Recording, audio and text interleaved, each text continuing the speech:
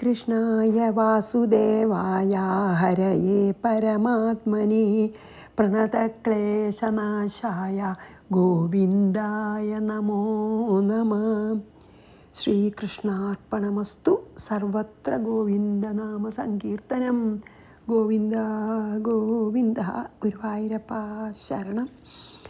നമ്മൾ 29 ചെയ്തു. അതിൽ പറഞ്ഞുവല്ലോ ആ ഒരു ശ്ലോകം ജ്ഞാനിക്ക് അപ്ലൈ ചെയ്യുകയാണെങ്കിൽ അജ്ഞാനിക്ക് അപ്ലൈ ചെയ്യുകയാണെങ്കിലും അത് നമുക്ക് രണ്ട് തരത്തിലാണ് അല്ലേ.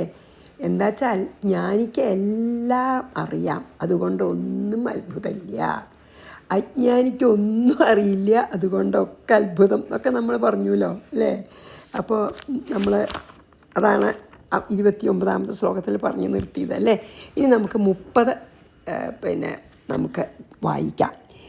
ദേഹി നിത്യമവധ്യോയം ദേഹേ സർവസ്യ ഭാരത തസ്മാത് സർവാണി ഭൂതാനി നത്വം ശോചിതുമർഹസി. അതായത് ദുഃഖിക്കണതിന് അർത്ഥമില്ല എന്ന് പറയാണ്. എന്താണ്? ഭാരത, അർജുന, സർവസ്യ ദേഹേ, എല്ലാവരുടെയും ദേഹത്തിൻ്റെ ഉള്ളിൽ, അയം ദേഹി, ഇവിടെ ദേഹിച്ച ആത്മ, ദേഹത്തിൻ്റെ ഉള്ളിലിരിക്കണ ചൈതന്യം, അതാണ് ദേഹി. അപ്പോൾ പറയുകയാണ് അർജുന, എല്ലാവരുടെയും ദേഹത്തിൽ ഈ ഒരേ ചൈതന്യമാണ്. ആൻഡ് അയം ദേഹി പറഞ്ഞാൽ ഈ ആത്മാവാണ് എല്ലാറ്റിൻ്റെയും. നിത്യം അവധ്യോയം, മാത്രമല്ല എല്ലാവരുടെയും ദേഹത്തിൽ അവരെ പ്രകാശിപ്പിച്ചുകൊണ്ടിരിക്കുന്ന, ചൈതന്യവത്താക്കുന്ന ആ ആത്മാവുണ്ടല്ലോ, എന്നും നാശമില്ലാത്തതാണ്. അവധ്യോയം, അതിനെ ആർക്കും വധിക്കാൻ സാധിക്കില്ല. അവധ്യോയാണ്, ഒരിക്കലും ഒരാൾക്കും വധിക്കാൻ സാധിക്കില്ല. വെച്ചാൽ അതിന് നാശമില്ലല്ലോ. തസ്മാത്, അതുകൊണ്ട്, സർവാണി ഭൂതാനി, എല്ലാ കാണുന്ന എല്ലാ ജീവജാലങ്ങളുടെയും, ആ ജീവജാലങ്ങൾ നശിച്ചാലും അവരുടെ ബോഡി, സർവ്വജീവജാലങ്ങളുടെയും ശരീരം നശിച്ചാലും യു ഡു നോട്ട്, അതാണ് എന്താ, എല്ലാവരുടേത് നശിച്ചാലും നിനക്ക് ദുഃഖിക്കേണ്ട ആവശ്യമില്ല.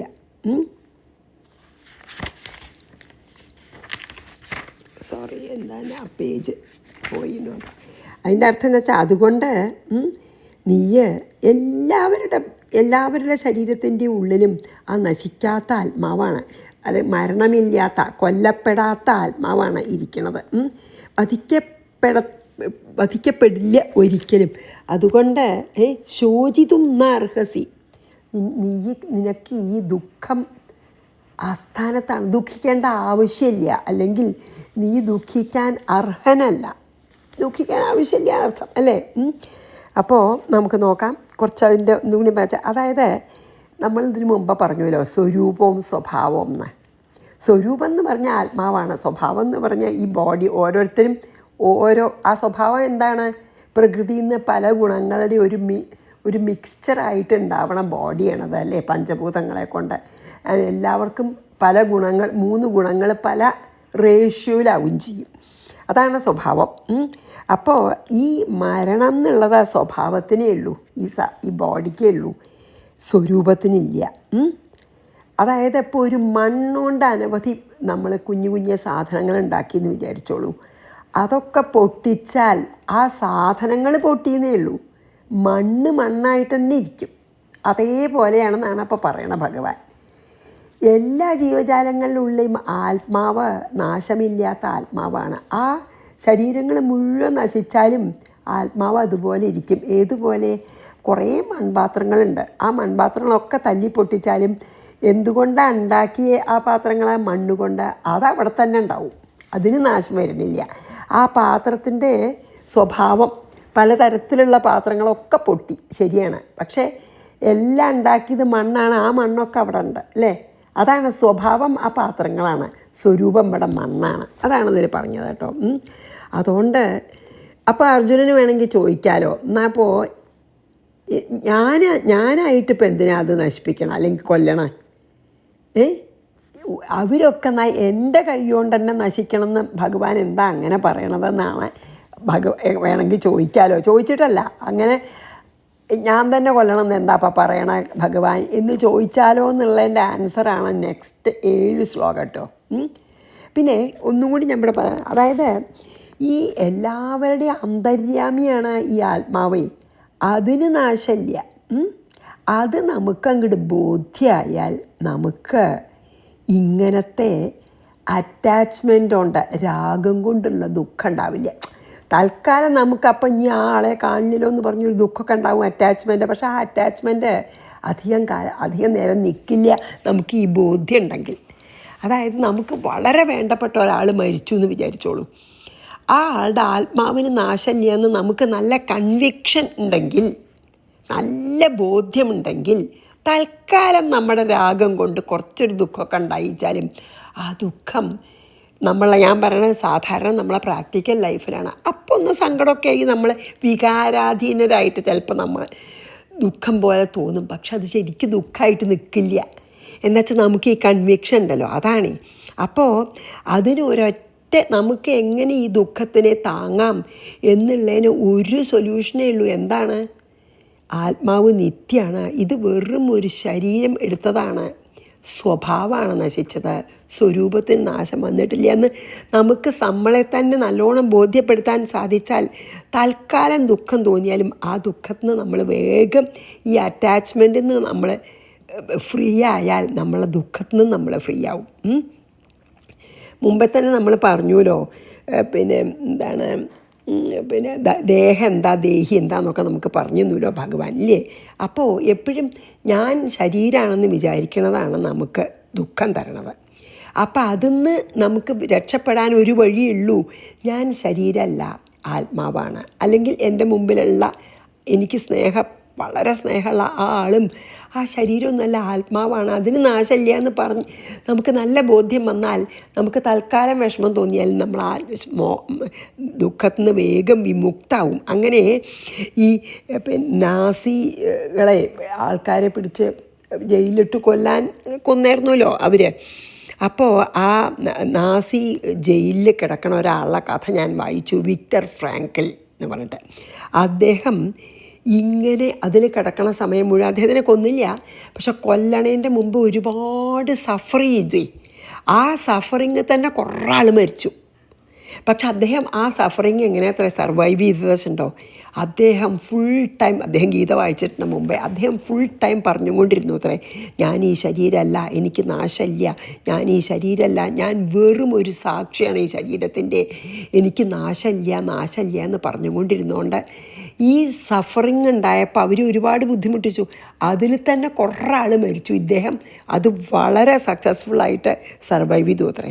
അതിന് പ്രധാന കാരണം ഞാൻ വെറും സാക്ഷിയാണ്, ഞാൻ ഈ ദേഹമല്ല എന്ന് പറഞ്ഞിരുന്നുകൊണ്ട് അദ്ദേഹത്തിന് ആ സഫറിങ്ങൊക്കെ പറ്റിയെന്നൊക്കെ ഞാൻ വായിച്ചിട്ടുണ്ട് കേട്ടോ. പിന്നെ സോക്രട്ടീസും അങ്ങനെയാണ് അത്ര ഉണ്ടായത്. സോക്രട്ടീസ് ഈ ദേഹം നശിപ്പിക്കണമെന്ന് തീർച്ചയാക്കിയപ്പോൾ സോക്രട്ടീസിന് ഒരു വിഷമം ഉണ്ടായില്ല എന്ന്, പീസ്ഫുള്ളായിട്ടാണ് വിഷം കുടിച്ചത്.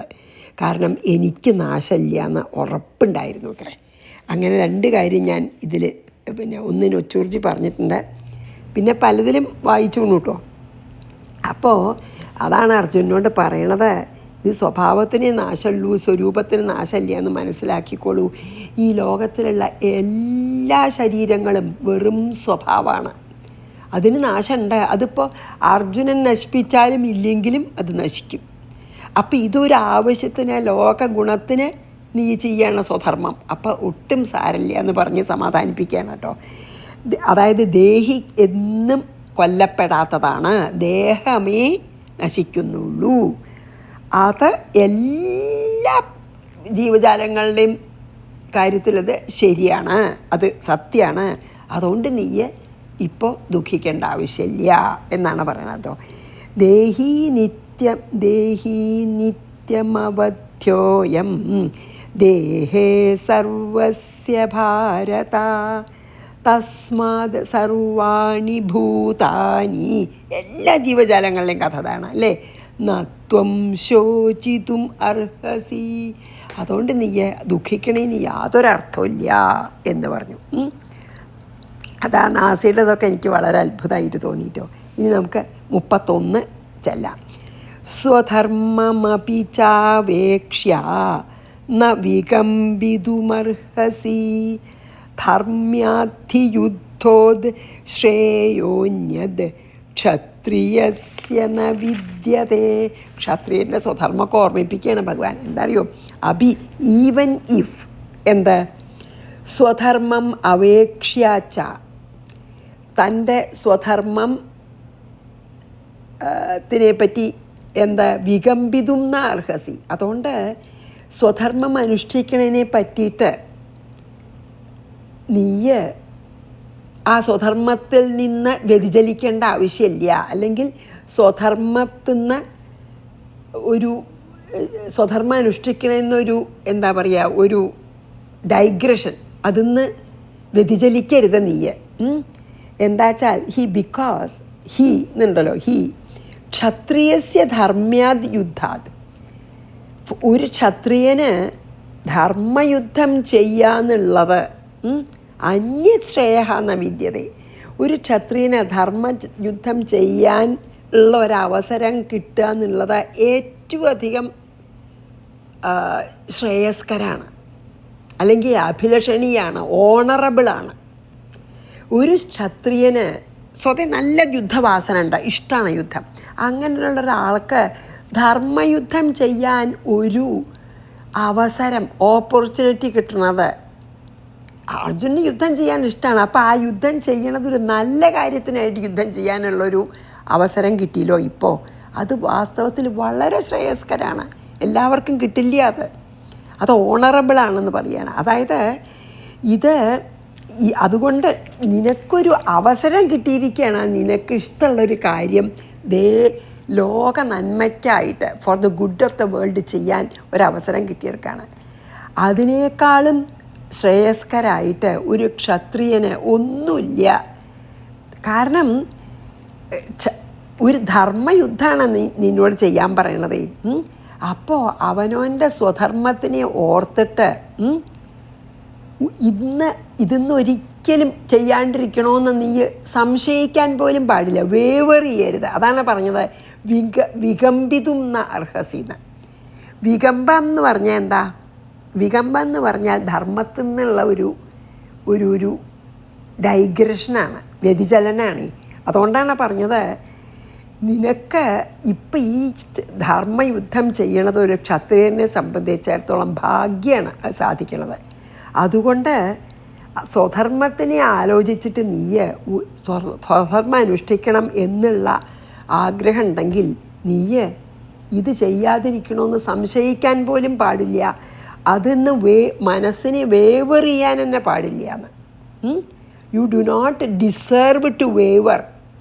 അതായത് നീ അതിന്ന് പിന്നെ സ്വധർമ്മത്തിൽ നിന്ന് വ്യതിചലിക്കണമെന്ന് വിചാരിക്കാൻ തന്നെ പാടില്ല എന്ന്. അതാണേ നമ്മൾ മുമ്പ് പറഞ്ഞല്ലോ, എന്താ ധർമ്മം? പരമാത്മാവ് തന്നെയാണ് ധർമ്മം. നമ്മൾ പറഞ്ഞുവല്ലോ കുറേ ദിവസം മുമ്പേ, പരമാത്മാവ് തന്നെയാണ് ധർമ്മം. എന്താ കാരണം വെച്ചാൽ ധർമ്മമാണ് ഈ ലോകത്തിനെ നിലനിർത്തുന്നത് പറഞ്ഞു. ആൻഡ് പരമാത്മാവല്ലേ ലോകം മുഴുവൻ ഓൾ പെർവൈഡിങ്, എല്ലാ ദിക്കിലും നിറഞ്ഞു നിൽക്കുന്ന ആ പരമാത്മാവല്ലേ ലോകത്തിനെ സസ്റ്റെയിൻ ചെയ്യണത്. പരമാത്മാവല്ലാണ്ട് ഇവിടെ ഒന്നുമില്ല, വിശ്വരൂപമാണ് ഭഗവാൻ. അപ്പം ധർമ്മം എന്ന് പറഞ്ഞാൽ പരമാത്മാവ് തന്നെയാണ്. അപ്പം നമ്മൾ അന്ന് പറഞ്ഞു, ധർമ്മത്തിലേക്ക് നമ്മളെ കൊണ്ടുപോകുന്നതൊക്കെ പരമാത്മാവിലേക്ക് നമ്മളെ അടുപ്പിക്കുന്നതൊക്കെ ധർമ്മവും പരമാത്മാവിൽ നിന്ന് നമ്മളെ അകറ്റുന്നതൊക്കെ അധർമ്മമാണ്. അപ്പോൾ നമ്മുടെ പ്രകൃതി സ്വഭാവം അനുസരിച്ചിട്ട് നമുക്ക് എല്ലാ ഗുണങ്ങളും ഉണ്ട്. അപ്പോൾ നമ്മളുടെ വാസന അനുസരിച്ചിട്ട് നമുക്ക് നമ്മളുടെ സ്വധർമ്മം അനുഷ്ഠിച്ചിട്ട് നമ്മുടെ മനസ്സിനെ ശുദ്ധാക്കണം, പ്യൂരിഫൈ ചെയ്യണം. സ്വധർമ്മം ഈശ്വരാർപ്പണമായിട്ട് ഫലം ആഗ്രഹിക്കാതെ, റിസൾട്ട് ഓറിയൻറ്റഡ് അല്ലാതെ നമുക്ക് എന്താണ് പ്രകൃതിയിൽ നമുക്ക് ചെയ്യേണ്ടതായിട്ടുള്ളത്, അല്ലെങ്കിൽ സ്വധർമ്മം ചെയ്തിട്ട് മനസ്സിനെ ശുദ്ധീകരിച്ച് നമുക്ക് ആത്മസാക്ഷാത്കാരം നേടാൻ പറ്റും.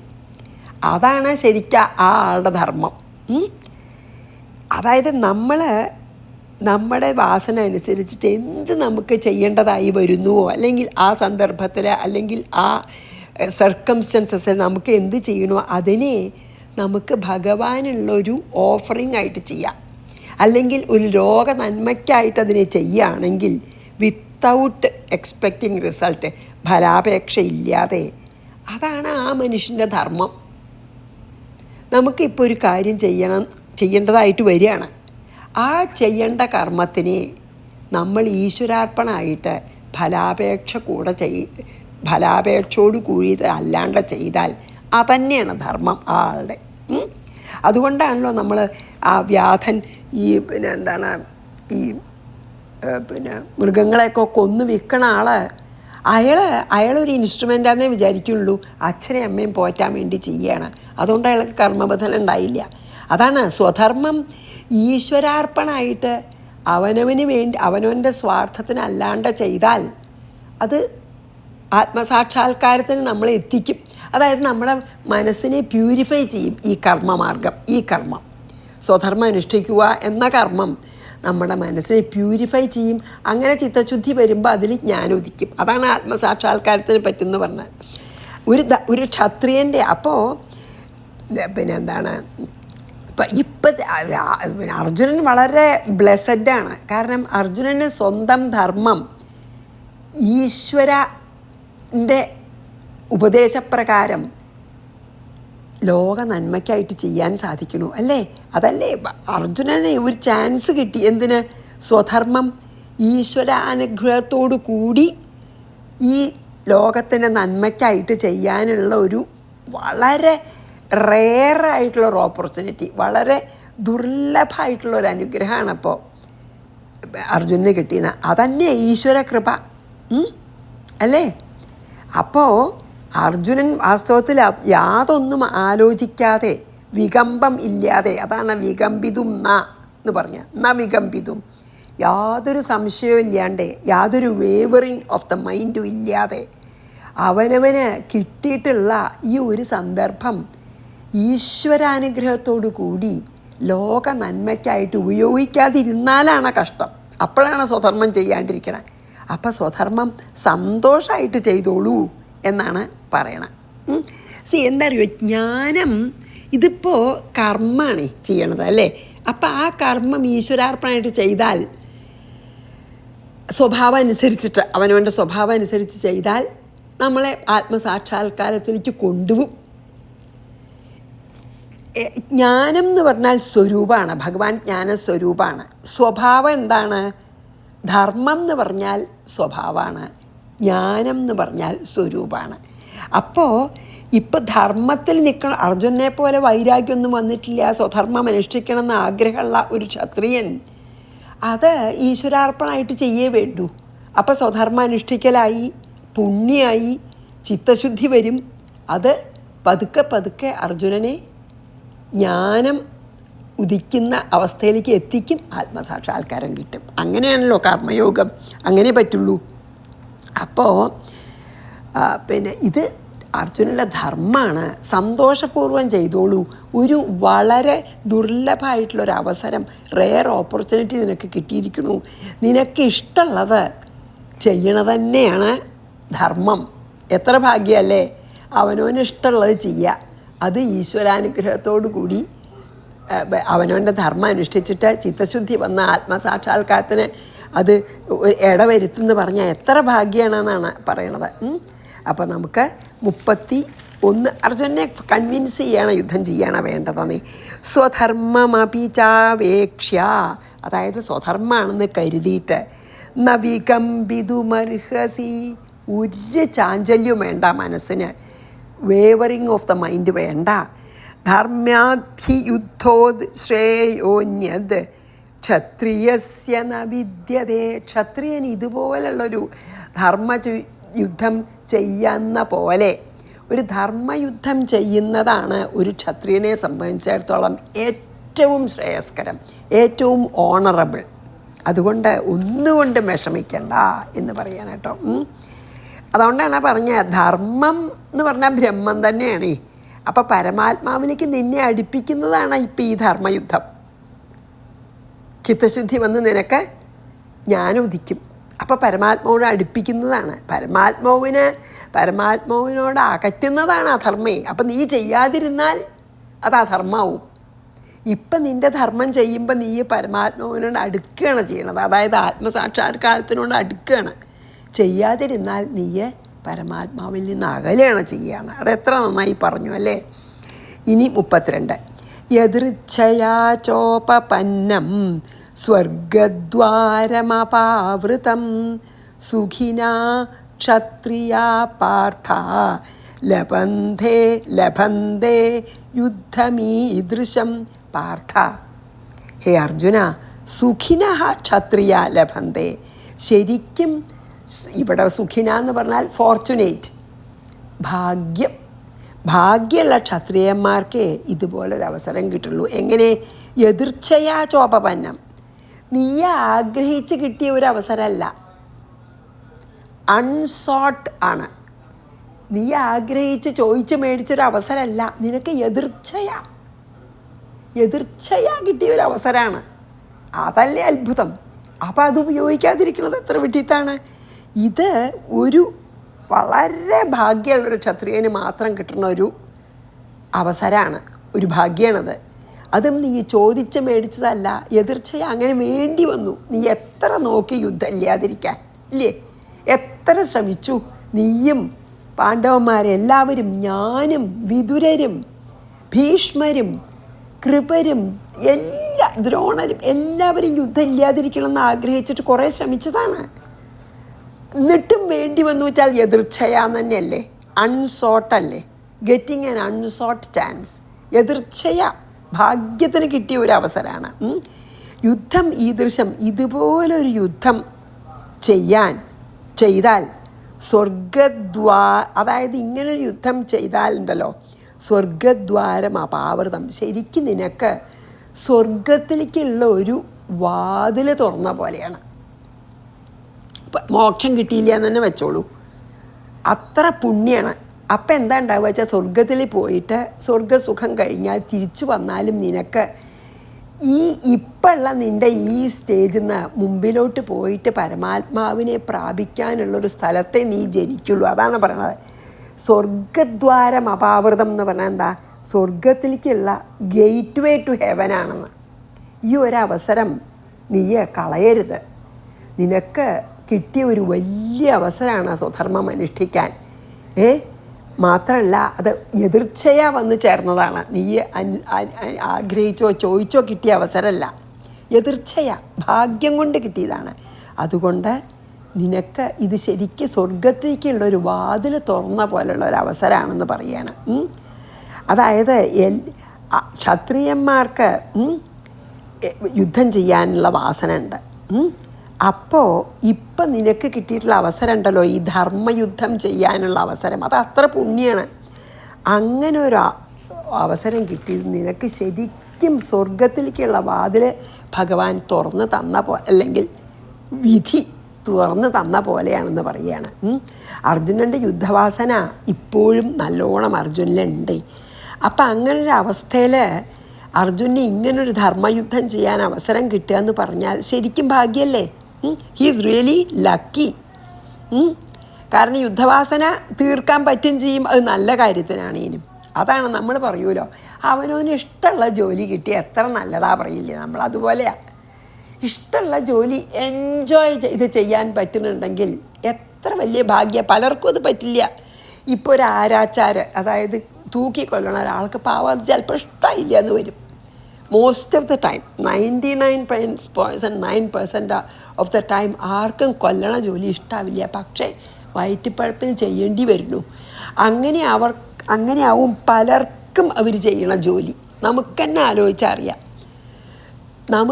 ആലോചിച്ചറിയാം പലരും അവർ വയറ്റിപ്പഴപ്പിന് വേണ്ടി മാത്രം എൻജോയ് ചെയ്യാതെ ചെയ്യണ ജോലിയാവും. അല്ലാതെയാണ് ഒരാൾക്കത് ആഗ്രഹിച്ച പോലെ ചെയ്യാൻ പറ്റുന്നുണ്ടെങ്കിൽ അത് എതിർച്ചയാ തന്നെയാണ്, അവരുള്ള ഭാഗ്യം തന്നെയാണ്. അതാണപ്പോൾ അർജുനന് കൈവന്നിട്ടുള്ള ഭാഗ്യം. അതായത് ബൈ ചാൻസാണ് അർജുനന് ഈ ഒരു അവസരം ലഭിച്ചത്. ആ ഒരു ഭാഗ്യത്തിൽ നിന്ന് നമുക്ക് മോക്ഷത്തിലേക്ക് എത്താൻ പറ്റിച്ചാൽ എത്ര നന്നായി അല്ലേ? ഒന്നേ വേണ്ടൂ. അങ്ങനെ അവസരം കിട്ടിയാൽ നമ്മളൊറ്റ കാര്യം ചെയ്യേണ്ടു എന്നാണ് ഭഗവാൻ ഇൻഡയറക്റ്റായിട്ട് പറയണത്. നിങ്ങൾക്ക് ഇഷ്ടമുള്ളൊരു കാര്യം ചെയ്യാൻ സാധിച്ചു വെച്ചാൽ സ്വാർത്ഥം മറന്നിട്ട് ഈശ്വരാർപ്പണമായിട്ട് ഫലാപേക്ഷ കൂടെ ചെയ്തോളൂ. അത് നിങ്ങൾക്ക് മോക്ഷത്തേക്കുള്ള വഴിയായി തീരും എന്നാണ് പറയണത് നമ്മളോട്. എന്ത് ജോലിയാണ് നമ്മൾ ചെയ്യണമെന്ന് വെച്ചാൽ, ഇപ്പോൾ കുക്കിങ്ങാണ്, ഒരു ഗൃഹസ്ഥയാണെന്ന് വെച്ചോളൂ, അതും മോക്ഷമാർഗമാക്കി മാറ്റാം എന്നാണ് ഭഗവാൻ പറയണത്.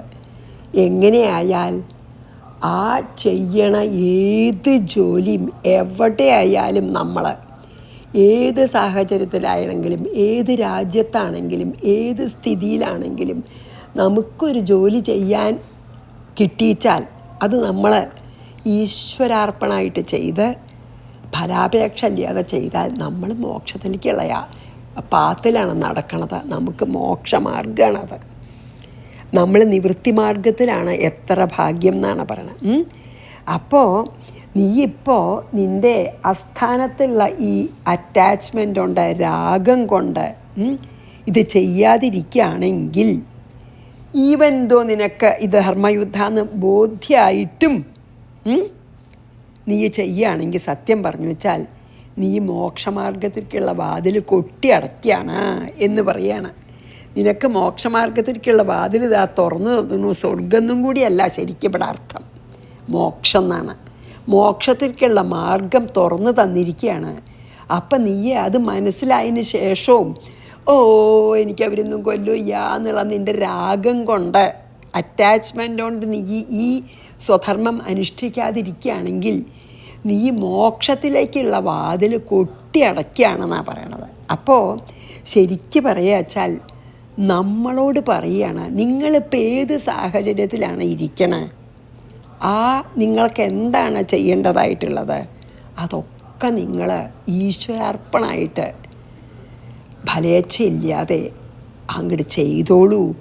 അപ്പം നിങ്ങൾക്ക് മോക്ഷം തന്നെ ലഭിക്കും. നിങ്ങൾ മോക്ഷമാർഗത്തിൽ തന്നെയാണ് പോണത്.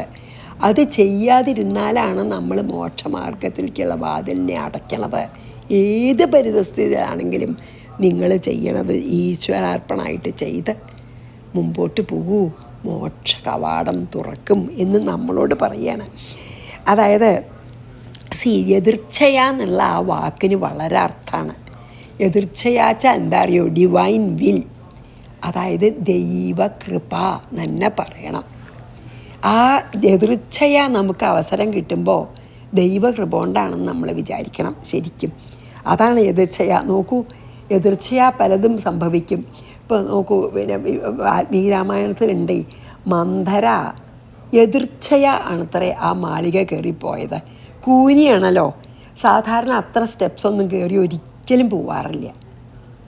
അപ്പം ഇതൊരു ഈശ്വരൻ്റെ ഒരു ഇച്ഛയാണത്, ഡിവൈൻ വിൽ എന്ന് പറയില്ലേ. ആ ഈശ്വര കൃപയാണ് ഉണ്ടായത്. കാരണം അത് നടക്കണം അപ്പം അവിടെ. അപ്പോൾ എതിർച്ഛയാണത്രേ മന്ധര അനവധി ബുദ്ധിമുട്ടി ഈ കൈകയുടെ മാളികയിലേക്ക് കയറിപ്പോയത് എതിർച്ഛയാണത്രേ. അപ്പോൾ അത് സംഭവിക്കണം. അതുകൊണ്ട് എതിർച്ഛയ ഈശ്വരൻ്റെ ഡിവൈൻ വില്ലാണത്, ഡിവൈൻ ഇൻ്റർവെൻഷനാണത്. അങ്ങനെ പോയി കൈകയുടെ മനസ്സ് മാറ്റിയിട്ടല്ലേ പിന്നെ ബാക്കി മുഴുവനുണ്ടായത്. അതേപോലെ തന്നെയാണ് അത്ര ശൂർപ്പണഖയും. രാവണനെ കൊല്ലണമല്ലോ, അപ്പോൾ ശൂർപ്പണഖയും എതിർച്ഛയാണത്രേ. ആജഗാമ എതിർച്ഛയാന്ന് പറയുന്നുണ്ട് വാൽമീകി രാമായണത്തിൽ. വാൽമീകി ആജഗാമ എതിർച്ഛയ, അവിടെ എതിർച്ഛയ വന്നെത്തിയത്. എന്നിട്ടാണല്ലോ ലക്ഷ്മണൻ മൂക്ക് മുറിച്ചു, ദേഷ്യപ്പെട്ടു പോയി, രാവണൻ കട്ടുകൊണ്ടുപോകൊക്കെ വേണമല്ലോ. അതൊക്കെ ഡിവൈൻ വില്ലാണെന്ന്. അതേപോലെ തന്നെ പരീക്ഷത്തിൻ്റെയും പറയുന്നുണ്ട്. പരീക്ഷിത്ത് ഇനി എനിക്ക് ഇനി ഈ 7 ദിവസം മരിക്കാനുള്ള 7 ദിവസം മാത്രം മരണത്തിന് ഉള്ള ഒരാളൊക്കെ എന്ത് വേണമെന്ന് നിശ്ചയില്ലാതിരിക്കുമ്പോൾ എതിർച്ഛയാ ശുഖബ്രഹ്മർഷി അവിടെ പിന്നെ എന്താണ് പ്രത്യക്ഷപ്പെട്ടു. അതൊക്കെയാണ് എതിർച്ഛയ എന്നുള്ളതിന്. നമുക്കും അങ്ങനെ ഉണ്ടാവുമല്ലോ, അത്ഭുതമാവും തക്കവണ്ണം എതിർച്ഛയ എന്തെങ്കിലും ഉണ്ടാവും.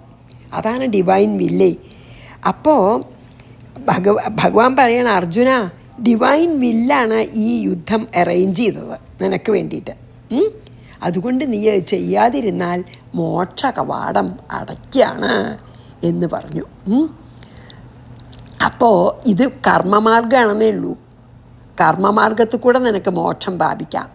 കർമ്മത്തിൽ നിന്ന് ജ്ഞാനുണ്ടാവും, വൈരാഗ്യം ഉണ്ടാവും, ജ്ഞാനുണ്ടാവും, നിനക്ക് മോക്ഷം കിട്ടും. അതാണ് പറഞ്ഞത് കേട്ടോ. അപ്പം നമുക്കും കൂടി ഉള്ള ഒരു ഇതാണ്, ഏത് സർക്കംസ്റ്റൻസിലാണെങ്കിലും നിങ്ങൾ ഈശ്വരാർപ്പണമായിട്ട് ചെയ്തോളൂ, നിങ്ങൾ മോക്ഷമാർഗത്തിൽ തന്നെ മുമ്പോട്ട് പോകുമെന്ന് പറയുകയാണ്. അത് പറഞ്ഞ് ഇവിടെ നിർത്താം, അത് വായിച്ച് ഇവിടെ നിർത്താം. യദൃച്ഛയാ ചോപപന്നം സ്വർഗദ്വാരമപാവൃതം സുഖിന ക്ഷത്രിയാ പാർത്ഥ ലബന്ധേ യുദ്ധമീദൃശം. അപ്പോൾ യദൃച്ഛയാ എന്നുള്ളതിൻ്റെ നമ്മൾ നല്ലോണം മനസ്സിലാക്കണം. ഇവിടെ നിർത്താം. ശ്രീകൃഷ്ണാർപ്പണമസ്തു. സർവത്ര ഗോവിന്ദനാമ സങ്കീർത്തനം. ഗോവിന്ദ ഗോവിന്ദ. ഗുരുവായൂരപ്പാ ശരണം.